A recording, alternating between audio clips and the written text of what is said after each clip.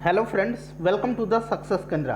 दोस्तों, आज इस वीडियो में हम लोग 2020 में बिहार दरोगा की जो 2213 पदों पर वैकेंसी आई हुई थी उसके पीटी एग्जाम के लिए प्रैक्टिस सेट नंबर 41 को कवर करेंगे। दोस्तों, इससे पहले ऑलरेडी हम लोगों ने सेट नंबर 1 से लेकर के 40 तक को कवर कर लिया था। अगर आपने नहीं देखा है तो देख लीजिएगा। सभी वीडियोज़ का लिंक आपको इस वीडियो के डिस्क्रिप्शन बॉक्स में मिल जाएगा। चैनल पर अगर आप पहली बार आए हैं तो चैनल को सब्सक्राइब कर लीजिए, साथ ही साथ बेल आइकन को जरूर प्रेस कर लीजिएगा ताकि जब भी कोई बिहार दरोगा से संबंधित इंपॉर्टेंट वीडियो अपलोड किया जाए उसका नोटिफिकेशन तुरंत आपके पास पहुंच जाए। तो चलिए फ्रेंड्स, बिना देरी किए हुए आज का सेशन स्टार्ट करते हैं। वीडियो को लाइक और शेयर जरूर कर दीजिएगा। और फ्रेंड्स, आज का जो हमारा प्रैक्टिस सेट है उसका कट ऑफ 75 रखा गया है। तो चलिए फ्रेंड्स, स्टार्ट करते हैं। तो फ्रेंड्स, आज के सेशन का पहला क्वेश्चन देखिए कि ease of doing business index में भारत का स्थान क्या है। देखिए फ्रेंड्स, केवल 5 सेकंड के अंदर आप लोग कोशिश कीजिए आंसर देने का। उसके बाद जो भी करेक्ट आंसर होगा पूरी डिटेल में मैं आपको बता दूंगा। तो देखिए, ease of doing business index जो है यह जारी कौन करता है? वर्ल्ड बैंक करता है, यानी कि विश्व बैंक करता है। वर्तमान में विश्व बैंक के अध्यक्ष कौन है? डेविड मलपास हैं। ठीक है। विश्व बैंक का हेडक्वार्टर कहाँ है? वाशिंगटन डीसी में है। तो इतने सारे पॉइंट्स आपको ध्यान रखना है। और टोटल 190 देशों की सूची में भारत का स्थान जो है 63वां रहा है। पहले स्थान पर न्यूजीलैंड रहा है और सबसे आखिरी में यानी कि 190 स्थान जो है वह किस देश का रहा है? सोमालिया का रहा है। तो इतने सारे पॉइंट्स आपको ध्यान रखना है। चलिए, नेक्स्ट क्वेश्चन है कि हाल ही में सितंबर 2020 में जम्मू कश्मीर के किस भाषा को राजभाषा बनाने का विधेयक संसद ने पारित किया है? तो देखिए, जम्मू कश्मीर के राजभाषा विधेयक को 2020 में संसद ने पास कर दिया है। इस विधेयक के अनुसार कश्मीरी, उर्दू, अंग्रेजी, डोगरी और हिंदी को राजभाषा बनाया गया है। टोटल 5 भाषाओं को राजभाषा बनाया गया। तो right answer option number D हो जाएगा, सभी को। नेक्स्ट क्वेश्चन देखिएगा कि नई राष्ट्रीय शिक्षा नीति 2020 में क्या शामिल नहीं है। तो नई राष्ट्रीय शिक्षा नीति 2020 में जो है शामिल नहीं क्या है इसमें से? तो 10+2 की शिक्षा व्यवस्था, यानी कि option number C right answer हो जाएगा। यह मॉडल जो है 5+3+3+4 पर आधारित है नई शिक्षा नीति। ठीक है। चलिए, अगला क्वेश्चन देखिएगा कि इसमें से कौन सा कोलाइड नहीं है। कोलाइड नहीं है ये पूछा गया है। तो कोलाइड इसमें से जो है कौन सा नहीं हो जाएगा? तो आइसक्रीम जो है कोलाइड नहीं है। दूध, ब्लड और शहद जो है यह कोलाइड का एग्जाम्पल है। उसके बाद टेलीविजन के दूरस्थ नियंत्रण में किस प्रकार की प्रकाश तरंगों का उपयोग होता है? फ्रेंड्स, वीडियो के लास्ट में आप सभी लोग अपना अपना स्कोर कमेंट करके जरूर बताएंगे। ठीक है। तो देखिए, राइट आंसर औरक्त किरण हो जाएगा। औरक्त किरण की खोज किसने किया था? विलियम हर्शेल ने किया था। ये भी प्रश्न पूछा जाता है। ठीक है फ्रेंड्स, विलियम हर्शेल ने किया था। नेक्स्ट क्वेश्चन देखिए कि bio carbon fund initiative for sustainable forest landscape, देखिए यहाँ पर अंग्रेजी में भी लिखा हुआ है, का प्रबंधन निम्नलिखित में से कौन करता है? तो इसका प्रबंधन जो है यह करता है विश्व बैंक। विश्व बैंक के बारे में अभी मैंने पहले क्वेश्चन में आपको पूरी डिटेल में बताया था। देखिए, जीन प्रौद्योगिकी है, तो ध्यान से सुनिएगा।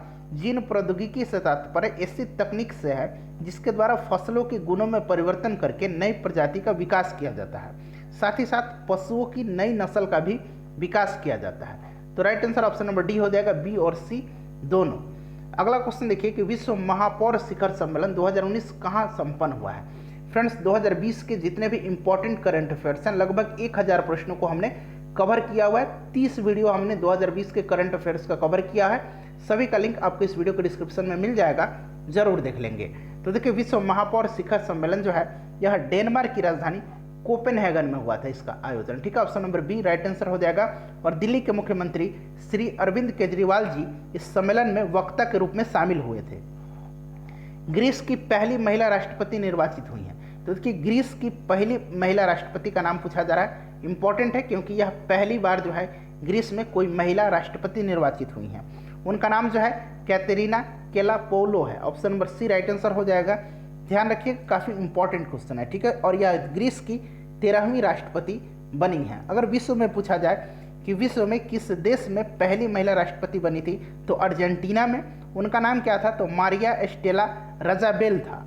अगला क्वेश्चन देखेंगे कि राइट लाइवलीहुड अवार्ड 2019 पुरस्कार जो है किसे प्रदान किया गया है? तो राइट लाइवलीहुड अवार्ड जो है इसको ध्यान से सुन लीजिए, वैकल्पिक नोबेल पुरस्कार भी कहा जाता है। वैकल्पिक नोबेल पुरस्कार के नाम से भी इसको जाना जाता है, राइट लाइवलीहुड अवार्ड को।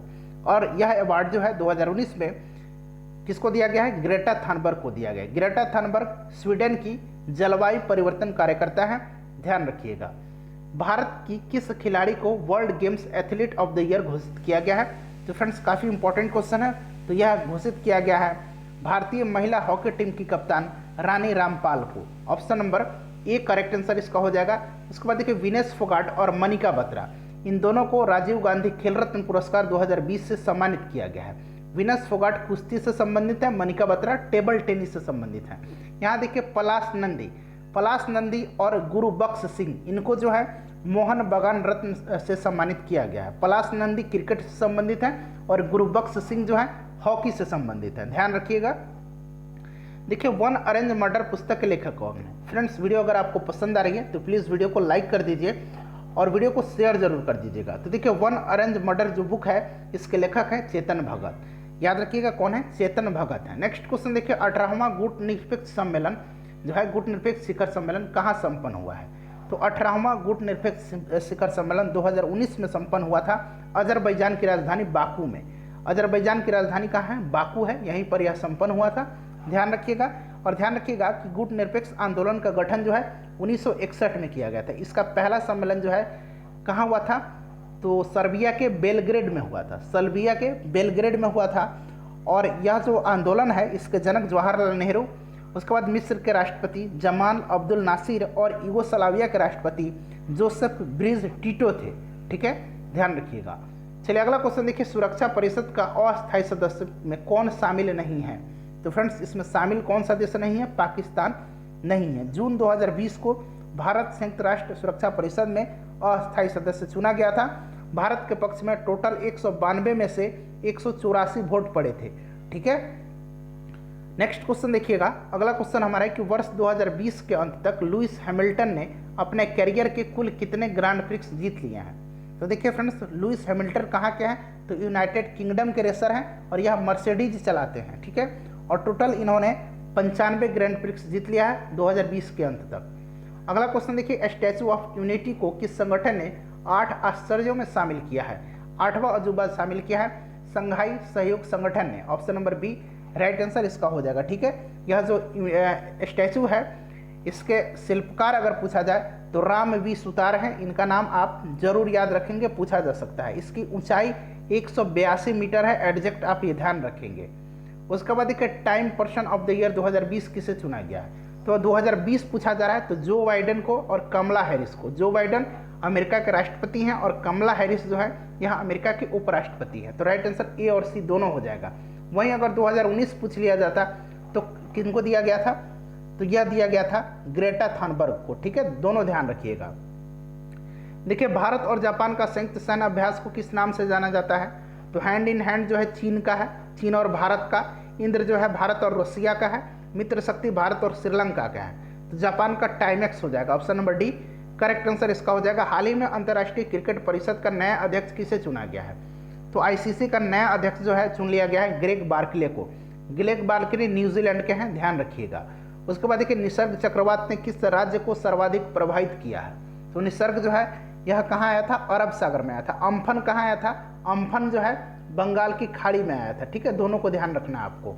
और इससे सबसे ज़्यादा प्रभावित जो राज्य रहा है वो कौन सा रहा है? महाराष्ट्र रहा है, ठीक है। चलिए अगला क्वेश्चन देखिएगा, मार्च 2020 तक भारत पर कुल कितने विदेशी ऋण था? तो देखिए आरबीआई द्वारा जो रिपोर्ट जारी किया गया है उसके आधार पर भारत में कुल विदेशी ऋण 558.5 बिलियन डॉलर था, ठीक है। तो राइट आंसर ऑप्शन नंबर ए हो जाएगा। उसके बाद देखिए मानव विकास रिपोर्ट 2020 के आधार पर भारत किस स्थान पर है? तो देखिए फ्रेंड्स 2019 अगर पूछा जाता तो 2019 में भारत का स्थान जो है 129वां रहा था और 2020 में भारत का स्थान 131वां हुआ है।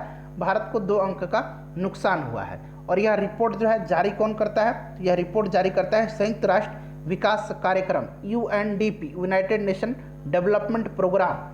अगला क्वेश्चन देखिएगा कि प्रकाश ऊर्जा को ऑप्टिकल फाइबर में संचरण निम्नलिखित में से किस घटना के अनुप्रयोग द्वारा किया जाता है? तो आप सभी को पता है प्रकाश के पूर्ण आंतरिक परावर्तन के द्वारा। Option number A right answer हो जाएगा। उसके बाद नेक्स्ट क्वेश्चन है गैस जो धान के खेत से उत्सर्जित होती है तथा भूमि के तापमान में वृद्धि करती है वह गैस कौन सी है? देखिए धान के खेत से जो गैस उत्सर्जित होती है वह मीथेन गैस है। Option number D right answer हो जाएगा, ठीक है फ्रेंड्स। उसके अलावा अगर हम बात करें तो मीथेन को भारी गैस कहा जाता है, ठीक है। मीथेन को भारी गैस कहा जाता है। पशुओं के जुगाली करने पर भी मीथेन गैस उत्सर्जित होता है। उसके बाद देखिए तुलसी के पौधे का औषधीय महत्व निम्नलिखित में से किसकी उपस्थिति के कारण से है? तो किसकी उपस्थिति के कारण से है? फिनोल एवं फ्लेवोनाइड के कारण से है। तो राइट आंसर क्या हो जाएगा? फिनोल और flavonoid, option number C right answer इसका हो जाएगा। और इसका वैज्ञानिक नाम क्या है तुलसी का? तो ओसिमस सैक्टम, यहाँ मैं लिख देता हूँ ओसिमस सैक्टम, ठीक है, ध्यान रखिएगा, वैज्ञानिक नाम भी पूछा जा सकता है। नेक्स्ट क्वेश्चन देखिए, निम्नलिखित में से कौन सी ग्रंथि अंतःस्रावी एवं बहिःस्रावी दोनों प्रकार की ग्रंथि है? तो दोनों प्रकार की ग्रंथि जो है कौन सी ग्रंथि है? अग्नाशय है, option number C right answer हो जाएगा। अग्नाशय का अंतःस्रावी भाग को लैंगरहैंस की दीपिका कहा जाता है और यहीं के बीटा कोशिका से जो है कौन सा हार्मोन निकलता है? इंसुलिन निकलता है। इंसुलिन जो है रक्त में शर्करा की मात्रा को नियंत्रित करता है, ठीक है, और बहिःस्रावी जो है इससे अग्नाशयी रस निकलता है। निम्नलिखित में से कौन कीटों से प्राप्त नहीं होता है? तो कीट से प्राप्त कौन सा नहीं होता है? मोती जो है कीट से प्राप्त नहीं होता है। उसके बाद देखिए धुआं में आंखों को प्रभावित करने वाला कौन सा शक्तिशाली उत्तेजक होता है? तो इस उत्तेजक का नाम क्या है फ्रेंड्स? तो देखिए इसका जो नाम है, इसका नाम क्या है? Option number D peroxy acetyl nitrate, ठीक है, ध्यान रखिएगा, peroxy acetyl nitrate. Next question देखिएगा कि निम्नलिखित में से कौन विटामिन का सबसे अच्छा स्रोत है? ध्यान से पढ़िएगा, सबसे अच्छा स्रोत है। तो ऑप्शन के अनुसार अगर बात करें, ध्यान दीजिएगा, ताजे आंवले में संतरा से ज़्यादा विटामिन सी पाया जाता है, तो option number D right answer हो जाएगा। इसमें भी पाया जाता है लेकिन ताजे आंवला में संतरा से ज़्यादा पाया जाता है। जितने भी खट्टे फल हैं वे विटामिन सी के अच्छे स्रोत माने जाते हैं, ठीक है। विटामिन सी का रासायनिक नाम एस्कॉर्बिक एसिड होता है, आप सभी को पता होगा। डीएनए की द्विकुंडलिनी संरचना किसके द्वारा दी गई थी? तो यह दी गई थी किसके द्वारा? वाटसन और क्रिक के द्वारा दी गई थी। वाटसन और Crick, right answer option number B हो जाएगा। इस कार्य के लिए इन दोनों को जो है 1962 में नोबेल पुरस्कार भी प्रदान किया गया था चिकित्सा विज्ञान के क्षेत्र में। अगला क्वेश्चन देखिए, किसी पिंड का वेग समरूप कहा जाता है कब कहा जाता है? जब वेग का मान और दिशा दोनों अपरिवर्तित हो, option number C right answer इसका हो जाएगा। उसके बाद देखिएगा 32 नंबर कि समान आयतन तथा द्रव्यमान के दो बर्तन h ऊंचाई तक जल में डुबोए जाते हैं। बर्तन A की तली से जल अंदर प्रवेश करता है। यदि A तथा B को डुबोने में किए गए WA यानी ये कार्य है तथा WB है तो राइट आंसर इसका ऑप्शन नंबर बी हो जाएगा। WA is less than WB, आप कह सकते हैं WB is greater than WA, ठीक है। उसके बाद देखिए निम्नलिखित तत्वों में से कौन अर्धचालक है? तो अर्धचालक कौन सा है? तो right answer option number B हो जाएगा। सिलिकॉन जो है अर्धचालक होता है। सिलिकॉन, जर्मेनियम, ये सारे जो हैं अर्धचालक हैं, ठीक है। चलिए नेक्स्ट क्वेश्चन देखिए, भारतीय पशु चिकित्सा विज्ञान अनुसंधान संस्थान कहाँ अवस्थित है? तो फ्रेंड्स यह जो है इज्जतनगर में है, बरेली के पास है इज्जतनगर, वहीं पर है Bareilly, right answer option number ए इसका हो जाएगा, ठीक है। इसकी स्थापना कब हुई थी? तो 1989 में हुई थी। अगला क्वेश्चन देखेंगे कि किसका उपयोग रक्त कैंसर के उपचार के लिए किया जाता है? तो रक्त कैंसर यानी कि ब्लड कैंसर के उपचार में फास्फोरस 32 और कोबाल्ट 60 का उपयोग किया जाता है, ठीक है, दोनों का उपयोग किया जाता है, ध्यान रखिएगा। उसके बाद अगला क्वेश्चन देखिए, इनमें से किसमें अमीनो अम्ल नहीं पाया जाता है? तो देखिए टोटल अगर हम बात करें तो कितने अमीनो अम्ल हैं? प्रकृति में 20 अमीनो अम्ल हैं, ठीक है, कितने? 20 अमीनो अम्ल हैं। चावल में अमीनो अम्ल नहीं पाया जाता है। हिंदुस्तान सोशलिस्ट रिपब्लिकन एसोसिएशन की स्थापना किसने की थी?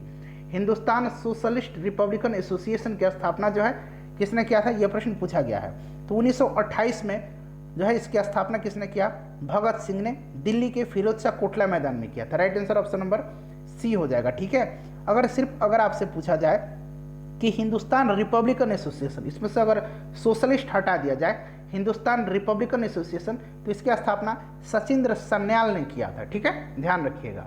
उसके बाद अगला क्वेश्चन देखिए, विदेश में प्रथम स्वतंत्र भारतीय सरकार किसने स्थापित की थी? तो प्रथम स्वतंत्र जो है भारतीय सरकार 1915-16 में राजा महेंद्र प्रताप सिंह ने किया था। राइट आंसर क्या हो जाएगा? ऑप्शन नंबर डी हो जाएगा, ठीक है। अफगानिस्तान के काबुल में इन्होंने भारत सरकार का गठन किया था। 1915 में काबुल में यह जो अस्थायी सरकार की घोषणा की थी, स्वयं को इन्होंने राष्ट्रपति घोषित किया था और यह जो सरकार थी इसके प्रधानमंत्री मौलाना बकरतुल्ला खां को बनाया गया था। मौलाना बकरतुल्ला खां यहाँ पर आप देख रहे हैं, इनको प्रधानमंत्री बनाया गया था। अगला क्वेश्चन देखिए कि नेहरू राष्ट्रभक्त हैं जबकि जिन्ना राजनीतिज्ञ, यह कथन किसका है? तो यह कथन जो है मौलाना अबुल कलाम आज़ाद का है। Option number D right answer इसका हो जाएगा। मौलाना आज़ाद ने अपनी पुस्तक इंडिया विंस फ्रीडम में इस कथन का उल्लेख किया है। उसके बाद नेक्स्ट क्वेश्चन देखिए, और फ्रेंड्स प्लीज़ वीडियो को लाइक और शेयर जरूर कर दीजिएगा। निम्नलिखित में से कौन सी वह भौतिक घटना है जिसके आधार पर एक सरल परिदर्शी यानी कि पेरिस्कोप कार्य करता है? तो यह जो कार्य करता है प्रकाश का परावर्तन पर। Option number A right answer इसका हो जाएगा। सांची का स्तूप किस शासक ने बनवाया था? तो आप सभी को पता है सांची का स्तूप और भरहुत का स्तूप, ठीक है, भरहुत का स्तूप ध्यान रखिएगा, इसको किसने बनवाया था? अशोक ने बनवाया था। Option number B right answer हो जाएगा। ये दोनों जो है कहाँ है? मध्य प्रदेश में है। निम्नलिखित में से कौन डॉपलर प्रभाव में रेड शिफ्ट से संबंधित है? तो राइट आंसर क्या हो जाएगा? रेड शिफ्ट से संबंधित जो है ए और बी दोनों हो जाएगा। स्रोत का प्रेक्षक से दूर जाना और तरंग दैर्घ्य में वृद्धि, ठीक है। नेक्स्ट क्वेश्चन देखेंगे। अगला क्वेश्चन है कि मोहम्मद गोरी के किस दास ने बिहार एवं बंगाल पर विजय प्राप्त किया था? तो विजय प्राप्त किसने किया था? तो गुलाम बख्तियार खिलजी था, इसने ही किया था, Bakhtiyar Khilji. Option number C right answer हो जाएगा। ध्यान रखिएगा, इंपॉर्टेंट क्वेश्चन है। अष्ट प्रधान मंत्री परिषद किसके काल में थी? तो अष्ट प्रधान जो था यह शिवाजी के काल में था। शिवाजी के काल में 8 मंत्रियों का यह समूह होता था, जिसमें कि पेशवा का पद होता था, सबसे प्रमुख होता था। कृष्णदेव राय के दरबार में तेलुगु एवं कन्नड़ साहित्य के 8 विद्वान कवि रहते थे, उनको अष्ट दिग्गज कहा जाता था, ठीक है। उसके बाद अगर बात करें तो अकबर के सलाहकार को नवरत्न कहा जाता था, ठीक है फ्रेंड्स, ध्यान रखिएगा। नेक्स्ट क्वेश्चन देखिए, तो राइट आंसर क्या हो जाएगा? शिवाजी। गांधी इरविन समझौते में किस आंदोलन को रोकने का प्रावधान था? तो गांधी इरविन समझौता जो है ये हुआ कब था? 1931 में हुआ था, ठीक है। और यह जो समझौता हुआ था इसको दिल्ली समझौता के नाम से भी जाना जाता है। इस समझौते के बाद कांग्रेस ने यानी कि कह सकते हैं गांधी जी ने सविनय अवज्ञा आंदोलन को वापस ले लिया था। तो right answer option number B हो जाएगा। उसके बाद देखिए, भारतीय राष्ट्रीय कांग्रेस का प्रथम विभाजन कब हुआ था? तो आप सभी को पता है 1907 के सूरत अधिवेशन में कांग्रेस का जो गर्म दल था और नरम दल था दोनों बट गया। तो राइट आंसर 1907 हो जाएगा। सूरत अधिवेशन। एकता कब हुई थी? गर्म दल और नरम दल में एकता कब हुई थी? तो 1916 का लखनऊ अधिवेशन में हुआ था। दोनों को ध्यान रखिएगा। कोणार्क का सूर्य मंदिर किसने बनवाया था? तो कोणार्क का सूर्य मंदिर का निर्माण 13वीं शताब्दी में उड़ीसा के शासक नरसिंह देव बर्मन प्रथम ने बनवाया था। तो राइट आंसर ऑप्शन नंबर इसका डी हो जाएगा, ठीक है। ध्यान रखिएगा, कोणार्क का सूर्य मंदिर कहाँ है? उड़ीसा में है। जैन धर्म का आधारभूत बिंदु है? तो जैन धर्म का आधारभूत बिंदु जो है अहिंसा है, ठीक है। जैन धर्म में अहिंसा पर काफी बल दिया गया है, यहाँ तक कि फसल को काटना भी हिंसा माना जाता है, ठीक है। नेक्स्ट क्वेश्चन देखिए, तालीकोटा का युद्ध कब लड़ा गया था? देखिए, तालीकोटा का युद्ध को और कई नामों से जाना जाता है, जैसे कि बनीहट्टी का युद्ध, ठीक है, राक्षसी टांगड़ी का युद्ध, यहाँ मैं लिख देता हूँ बनीहट्टी का युद्ध, उसके बाद राक्षसी टांगड़ी का युद्ध, ठीक है। और यह युद्ध जो हुआ था 1565 में हुआ था। कब हुआ था? 1565 में। राइट आंसर ऑप्शन नंबर इसका डी हो जाएगा। और यही युद्ध जो है विजयनगर के विनाश का कारण माना जाता है। विजयनगर एवं बहमनी राज्यों के मध्य यह युद्ध लड़ा गया था। युद्ध में विजयनगर का राजा कौन था? तो सदाशिव था, लेकिन नेतृत्व किसने किया था? तो रामा राव ने किया था। युद्ध में बहमनी का सेना का नेतृत्व किसने किया था? तो अली आदिल शाह ने किया था, ठीक है। दोनों ध्यान रखेंगे। Servant of India society, Hindi में अगर बात करें तो भारत सेवक समाज की स्थापना किसने किया था? तो गोपाल कृष्ण गोखले ने किया था। कब किया था? तो 1905 में। कहाँ किया था? तो पुणे महाराष्ट्र में किया था। 1919 में अखिल भारतीय खिलाफत सम्मेलन का अध्यक्ष किसे चुना गया था? तो खिलाफत सम्मेलन का अध्यक्ष महात्मा गांधी को चुना गया था। आप सभी को पता है अली बंधु के नेतृत्व में तुर्की के खलीफा के सम्मान में भारत में चलाया गया यह आंदोलन खिलाफत आंदोलन कहलाया। ध्यान रखिएगा। नादिर शाह किसके शासन काल में भारत पर आक्रमण किया था? तो यह मोहम्मद शाह, जिसको कि रंगीला बादशाह भी कहा जाता है, उसी के समय आक्रमण किया था। Option number C right answer हो जाएगा। नादिर शाह ने दिल्ली को लूटा और अपने साथ मयूर सिंहासन तथा कोहिनूर का हीरा लेकर के चला गया। नेक्स्ट क्वेश्चन देखिए कि निम्नलिखित में से किस जीव का चावल की फसल के लिए जैव उर्वरक के रूप में प्रयोग किया जा सकता है? तो नील हरित शैवाल का option number A right answer हो जाएगा। प्राचीन भारत में निष्क क्या था? तो प्राचीन भारत में देखिए वैदिक काल में अगर बात करें तो स्वर्ण आभूषण को निष्क कहा जाता था। स्वर्ण आभूषण option number A right answer इसका हो जाएगा। निम्नलिखित में से किसके संदर्भ में ताप अपघटन और प्लाज्मा गैसीकरण शब्दों का उल्लेख किया जाता है? तो फ्रेंड्स राइट आंसर इसका हो जाएगा अपशिष्ट से ऊर्जा प्रौद्योगिकी। राइट आंसर ऑप्शन नंबर इसका डी हो जाएगा। रणजीत सागर बांध अवस्थित है तो रणजीत सागर बांध जो है यह रावी नदी पर अवस्थित है। कहाँ? रावी नदी पर, option number D right answer हो जाएगा, जो कि पंजाब में स्थित है। ठीक है, चलिए संसार का सबसे बड़ा मरुस्थल, तो सबसे बड़ा मरुस्थल जो है अफ्रीका महाद्वीप का सहारा मरुस्थल है, जो विश्व का सबसे बड़ा मरुस्थल है, option number C right answer हो जाएगा। अगर एशिया का पूछा जाए तो गोबी मरुस्थल जो है एशिया का सबसे बड़ा मरुस्थल है, ध्यान रखिएगा, ये मंगोलिया में है। और यह जो मरुस्थल है गोबी मरुस्थल शीत मरुस्थल का उदाहरण है। थार मरुस्थल भारत के गुजरात, राजस्थान और पाकिस्तान के सिंध तक फैला हुआ है। नेक्स्ट क्वेश्चन देखिए, अगला क्वेश्चन हमारा कि निम्नलिखित सागरों में से किसमें सर्वाधिक लवणता पाई जाती है? तो सबसे ज़्यादा लवणता जो पाई जाती है यह मृत सागर में पाई जाती है। ठीक है, option number B right answer हो जाएगा। कर्क रेखा नहीं गुजरती है। तो देखिए फ्रेंड्स, कर्क रेखा जो है ये कहाँ कहाँ से गुजरती है? तो मैक्सिको, चीन, मिस्र, भारत, बांग्लादेश, सऊदी अरब, माली, अल्जीरिया, नाइजर, चाड इत्यादि देशों से होकर के गुजरती है। तो इसमें से ईरान से होकर के नहीं गुजरती। Option number B right answer हो जाएगा। उत्तरी गोलार्ध का जो 23.5 डिग्री जो है अक्षांश है, इसी रेखा को जो है कर्क रेखा कहा जाता है। कर्क रेखा भारत के 8 राज्यों से होकर के गुजरती है। ये आंकड़ा जो है याद रखना, 8 राज्यों से होकर के गुजरती है। गुजरात, राजस्थान, मध्य प्रदेश, छत्तीसगढ़, झारखंड, पश्चिम बंगाल, त्रिपुरा और मिजोरम से होकर के। नेक्स्ट क्वेश्चन देखिएगा, अगला क्वेश्चन है कि निम्नलिखित में से कौन सी मिट्टी चाय बागानों के लिए उपयुक्त है? तो चाय के लिए किस मिट्टी का उपयोग किया जाता है? लेटेराइट मिट्टी का। कॉफी के लिए रेगुर मिट्टी या काली मिट्टी आप कह सकते हैं। ठीक है, ध्यान रखिएगा। जलोढ़ मिट्टी में चावल और गेहूं की खेती होती है। नेक्स्ट क्वेश्चन देखिएगा कि भारत की जनजाति प्रोटो ऑस्ट्रायड जाति का है। तो सही आंसर इसका ऑप्शन नंबर डी हो जाएगा, संथाल। ठीक है, नेक्स्ट क्वेश्चन देखिए कि स्वर्ण जयंती ग्राम स्वरोजगार योजना कब प्रारंभ हुई थी? तो यह योजना जो है कब प्रारंभ हुई थी?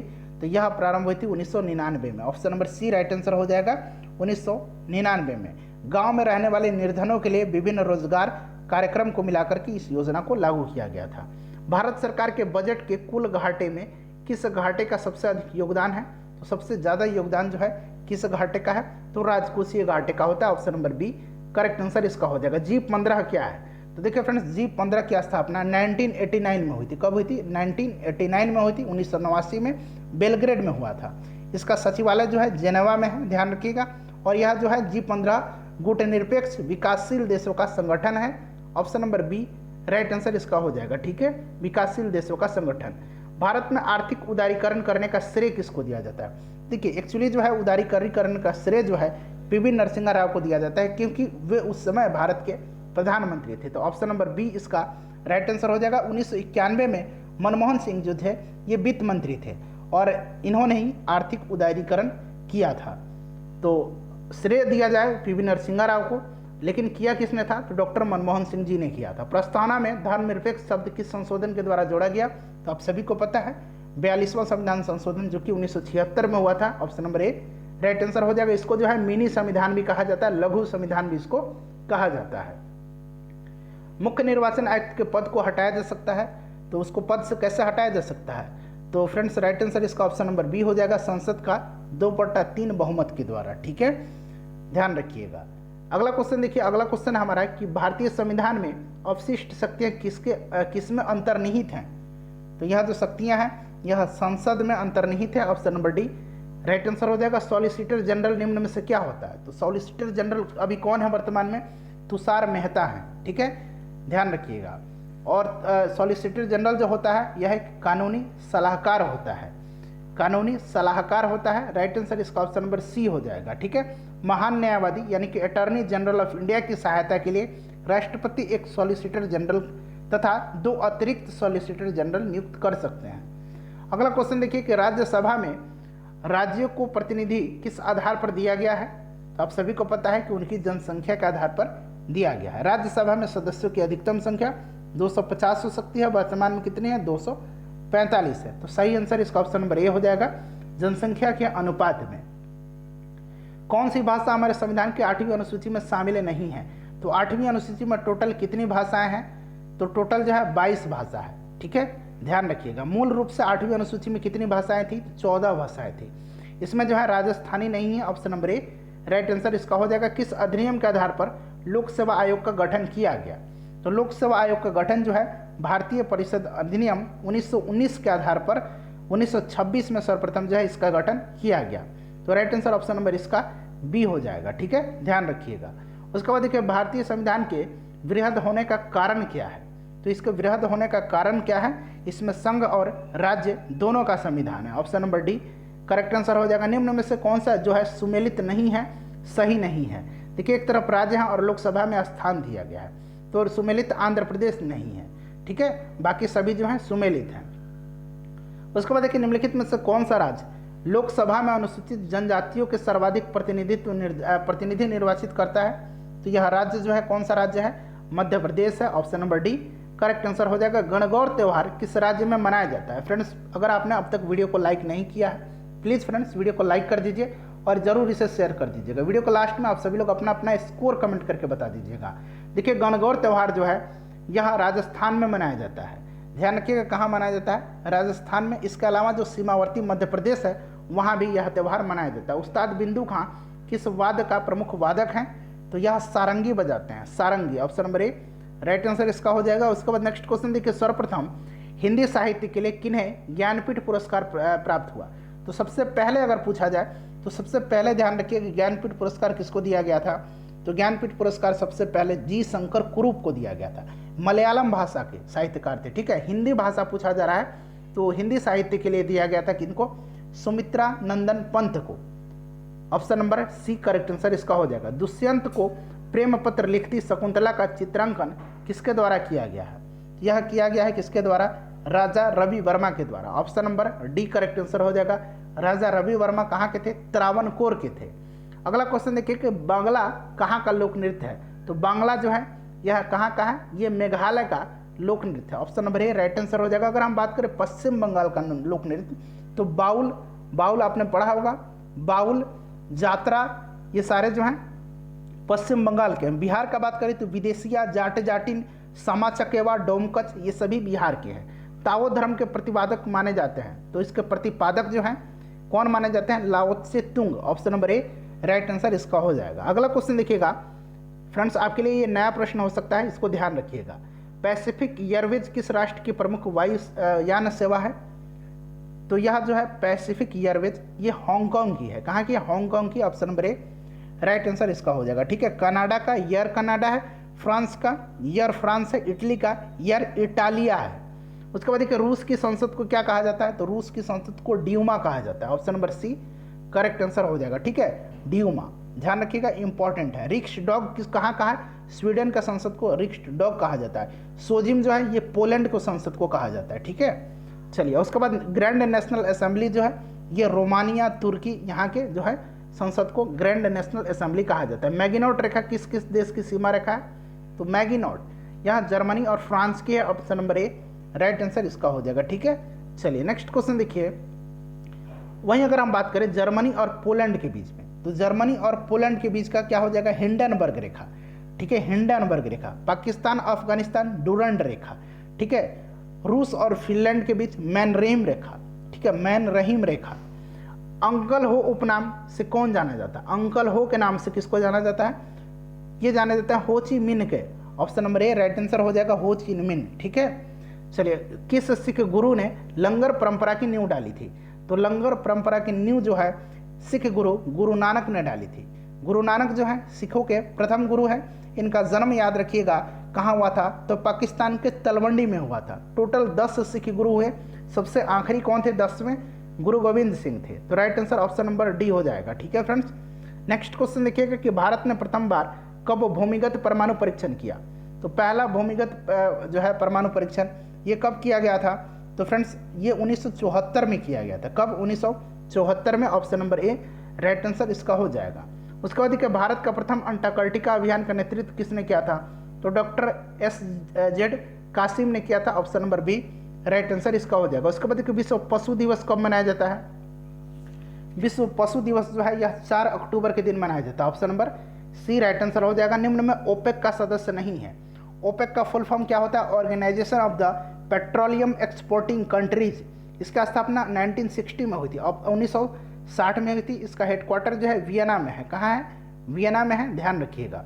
टोटल जो है अगर सदस्य की बात करें तो 14 सदस्य हैं, जिसमें कि चीन शामिल नहीं है। अगला क्वेश्चन देखिए, करमापा लामा तिब्बत के बौद्ध संप्रदाय के किस वर्ग के हैं। तो यह जो है किस संप्रदाय के हैं? Kagyupa. Kagyupa option number B right answer हो जाएगा। हेलन क्लार्क कहाँ की प्रथम महिला प्रधानमंत्री बनी है? तो हेलन क्लार्क जो है ये कहाँ की बनी थी? तो ये न्यूजीलैंड की बनी थी। ठीक है, न्यूजीलैंड की पहली महिला प्रधानमंत्री हेलन क्लार्क थी। अगर वर्तमान में बात करें तो न्यूजीलैंड में महिला प्रधानमंत्री ही हैं, उनका नाम क्या है? Jacinda Ardern. ठीक है, जसिंदा अर्डन है, नाम ध्यान रखिएगा। उसके बाद नेक्स्ट क्वेश्चन देखिएगा कि ढोला सादिया पुल की लंबाई कितनी है? तो देखिए ढोला सादिया पुल जो है यह असम को अरुणाचल प्रदेश से जोड़ता है। ठीक है, और यह किस नदी पर है? तो ब्रह्मपुत्र की सहायक नदी लोहित नदी पर है। ठीक है, राइट आंसर इसका क्या हो जाएगा फ्रेंड्स? राइट आंसर जो है इस पुल की लंबाई ऑप्शन नंबर बी है, 12 किलोमीटर है। ठीक है, 1 मिनट 9.5 किलोमीटर है, option number B right answer इसका हो जाएगा। ठीक है, इस पुल का नाम क्या है? तो भूपेन हजारिका है, भूपेन हजारिका या फिर ढोला सादिया, दोनों ध्यान रखिएगा। किस प्राकृतिक प्रदेश को बड़े शिकारों की भूमि कहा जाता है? तो ये कहा जाता है उष्णकटिबंधीय सवाना प्रदेश। ठीक है, सवाना कहाँ है? अफ्रीका में है। ठीक है, चलिए अगला क्वेश्चन देखिएगा कि समृद्धि की सीमा की अवधारणा का प्रतिपादन किसके द्वारा किया गया था? तो फ्रेंड्स यह जो है अवधारणा जो है किसके द्वारा? 1972 में क्लब ऑफ रोम के द्वारा 1972 में यह प्रतिपादित किया गया था। दो असहभाज्य संख्याओं का गुणनफल 117 है, तो उनका लघुत्तम समावर्तक आपसे पूछा जा रहा है। ठीक है, तो गुणनफल जो है 117 है, तो एलसीएम इसका कितना हो जाएगा? 117 होगा। राइट आंसर ऑप्शन नंबर इसका सी हो जाएगा। ठीक है, नेक्स्ट क्वेश्चन देखिए 136 है, 1.36 है, ऊपर बार लगा हुआ है 3.36 पे। तो इसको सॉल्व करने का तरीका आपको सभी को पता है, 136 - 1 कर दीजिए और जितने पर ये बार लगा हुआ है 2 डिजिट पर, तो नीचे 2 9 ला दीजिए।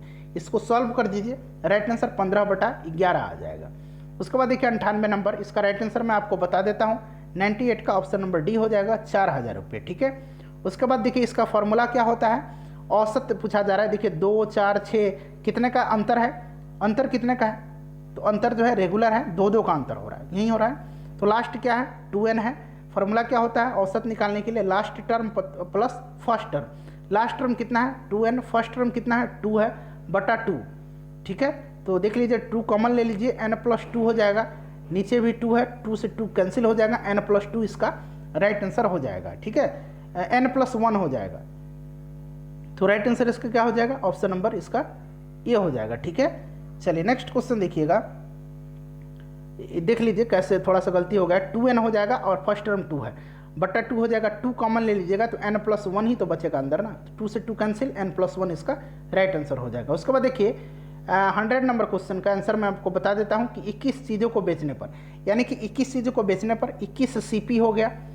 3 चीज़ों यानी खरीदा भी तो कितना होगा? हानि हो रहा है 3 चीज़ों के विक्रय मूल्य के बराबर हानि। ठीक है, तो हानि क्या होता है? Cost price minus selling price equal to कितना? 3 SP के बराबर उसको हानि हो रहा है। क्लियर? अब इसको हम कैसे सॉल्व करेंगे? 21 CP बराबर कितना हो जाएगा? देखिए इधर ये चला जाएगा तो माइनस में है, उधर जाकर +3 जुड़ जाएगा तो 24 SP हो जाएगा। अब 21 CP है, इधर कितना है? 24 SP है। ठीक है, तो इसको कैसे सॉल्व करेंगे? तो देखिए CP SP को इधर भेज दीजिए नीचे, 24 बटा इधर चला जाएगा 21 इधर चला जाएगा। CP कितना हो गया? 24, SP कितना हो गया? 21। अब देखिए हानि पता चल गया ना, 3 की हानि हो रही है, तो हानि प्रतिशत निकालना है, तो 3 CP कितना हो गया? अब 24 CP हो गया, 24 गुना 100, यह हानि प्रतिशत निकाल लीजिए, 3/24, 100/8 हो जाएगा, बराबर कितना हो जाएगा? सॉल्व कीजिएगा तो 12.5% option number B right answer हो जाएगा। तो फ्रेंड्स टोटल 100 क्वेश्चन कवर किए हमने, अपना स्कोर कमेंट करके बता दीजिए। डेली आपको यहाँ प्रैक्टिस मिलेगा, चैनल को सब्सक्राइब करके बेल आइकन को प्रेस कर लीजिएगा। मिलते हैं नेक्स्ट वीडियो में, थैंक्स फॉर वॉचिंग।